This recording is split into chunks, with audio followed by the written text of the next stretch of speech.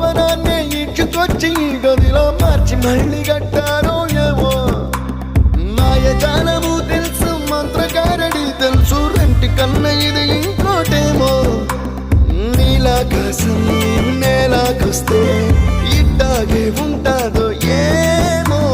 ఈ సంతోషం దాచాలంటే హృదయాలు ఓ వంద కావాలేమో ఇంతందంగా ఉంటుందా ఈ లోకం ఇన్నాళ్ళు ఈ మనసుకి తెలియాలే